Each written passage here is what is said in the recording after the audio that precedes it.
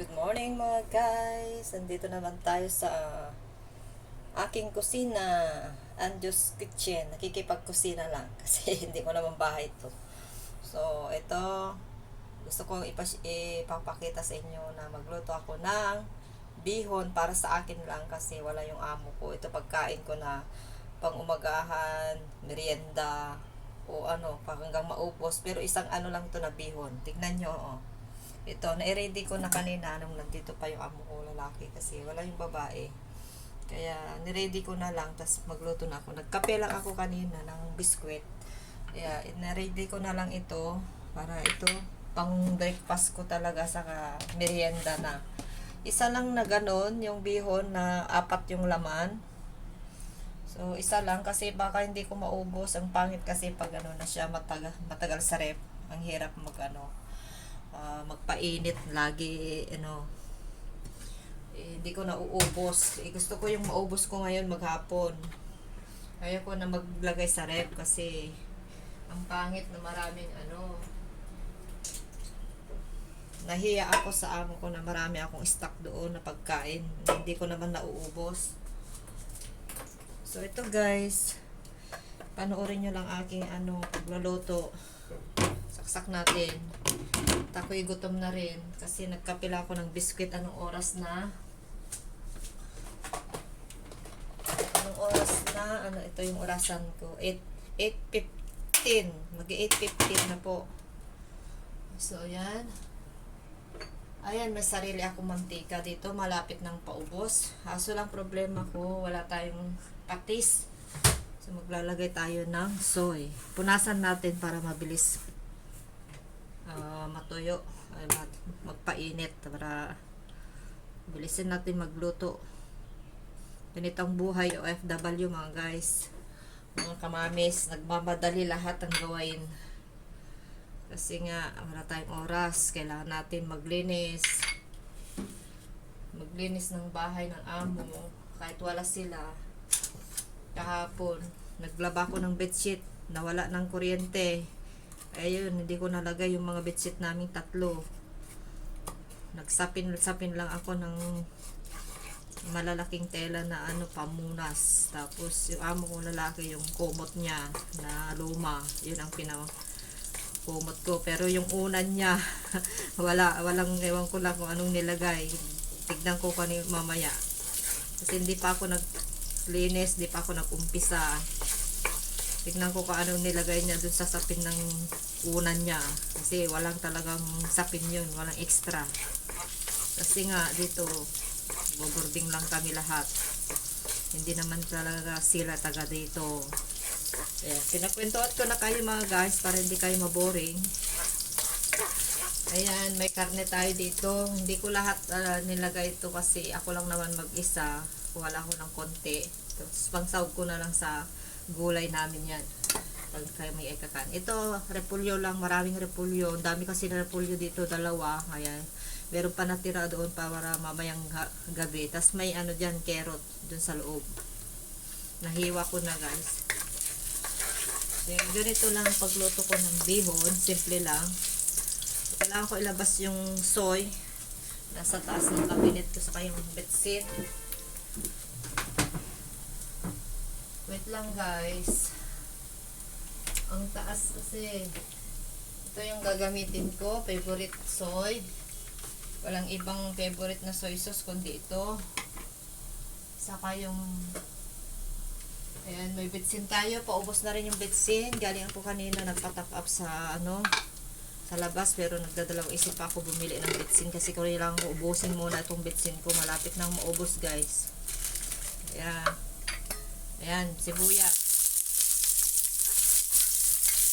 Ay, as na. Magsusunog na. Pahina natin. Ang bango. Ang bango ng bawang guys. Ayan. Sabay natin to para maluto na. Chicken. Nagdadalawang isip ako guys dun sa pork, yung karne ng babo. Sobrang taba naman nun. Baka hindi kumakain yun. Maganda lang yun, pamantikain mo lang yun. Kaso ang hirap kainin yung mataba na baboy. Yun sana ang isasahog ko. Kaso baka hindi ko maubos. Kaya ito na lang. Yan, nag-brown na guys. Nag-brown na. So, mabilis lang tayong magluto. Lakasan ko ulit. So, unahin natin yung carrot. Luto naman na ito guys. Kaya hindi ko masyadong igisa kasi luto na yan. Pag binili na yan, pag kinuha na yan dito, dinala, luto na yan. Pinagsabay ko na guys. Ayan, sa ilalim pala yun. Ayan.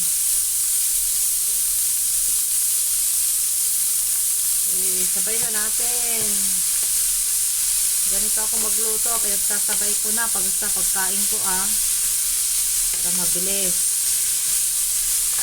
Wala na yan. Half cook. O kaya luto na yung iba. Yung iba, half cook pa.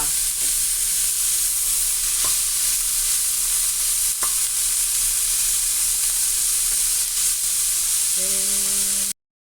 Yan na guys. Luto ng ating carrot sa kasapolyo. So, pwede na tayong maglagay ng soy sauce. Okay.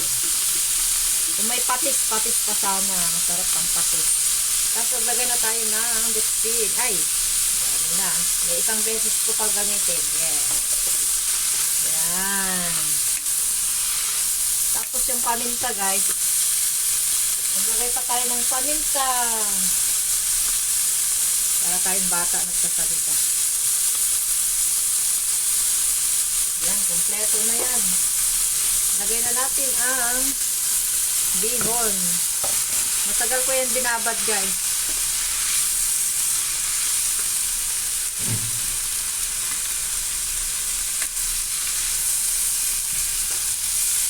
Wait lang, hindi ko mahalo. Ginawa ko to para mahalo ko ng maabuti. Yan. Yan. Lutuin natin mabuti ang bihon para masarap, para sumipsip. Para sumipsip yung yung lasa. Yung mga ricado niya. Kunti lang yung mantika dito guys kasi nalulula ako pag maraming mantika. Ayun. Ang pangit pala pag masobrang ng mantika.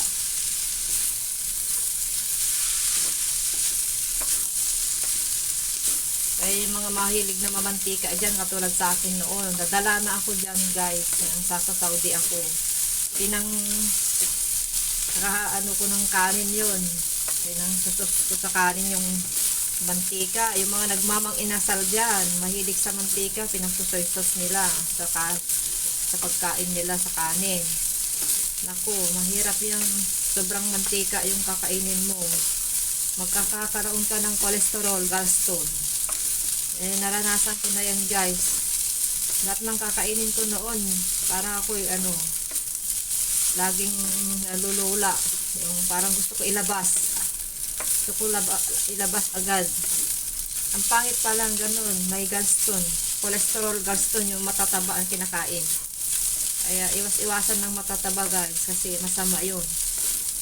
Kaya pag nakain pa ako ng cheese, saka gatas, nalulula ako. Yung gusto ko talaga ilabas agad. Kasi nga, punong-puno na ng gallstone pala yung ko. Pangit. Magkaroon ka ng sakit dyan. Kaya wag masyado sa mamantika guys. Hinay-hinay lang. So, dagdagan pa natin ng hindi ako kontento sa paminta. Powder to. White pepper to. Binili ko to $5. Oh, may nalalaman na kayong presyo dito. Kompleto na yung sharing ko sa inyo mga guys. Dito sa Saudi, sa Hong Kong. Hong Kong to last time kasi dun sa Saudi din. Nandito na. Ayan. Luto na guys. Luto na ang ating bihon. So, bye-bye na guys. Tikman natin. Baka tayo ng tinidor. Ewan ko kung luto na. Pero alam ko luto na to. Madali lang naman maluto kasi nababad ko na yan sa tubig, di matagal yung bihon. So, gusto ko lang takpan lang. Takpan muna para maluto siya ng maigi habang umaano yung lumalamig. So, ito guys, kain na tayo.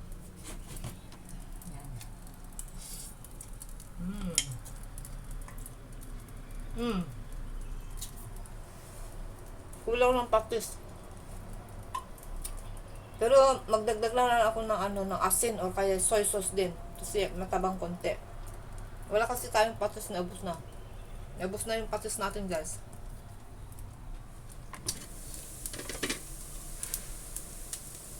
Magdagdag na lang ako ng soy.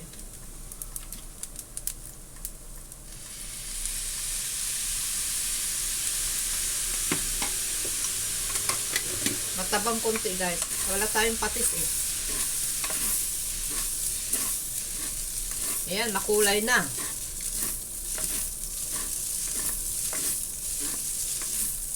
Babay na guys. Ang sarap ng ating bihon. Sus, 2 beses ko lang ito kainin. Breakfast sa merienda. Kailangan ko pa rin magsaing ng kanin. Magdulang tayo ng itlog kasi maraming itlog na nabili ko. May itlog din sila. Kukuha din ako sa itlog nila. Kuha ko lang ako ng isang itlog. Tapos may sarili akong itlog din. Ayos. Yun ang ulam ko mamaya. Bye bye guys. Napadami ng aking minutes sa pag-upload. 11 minutes na 12 minutes na pala. 12 minutes na pala guys. So bye bye. Ito ng ating bihon. So patayin ko na. Napatay na pala. Yan. Mamaya kukuha ako ng pagkain ko. Bye bye. Thank you for watching. Please subscribe my channel. Ando's Kitchen and Lifestyle from Hong Kong. OFW.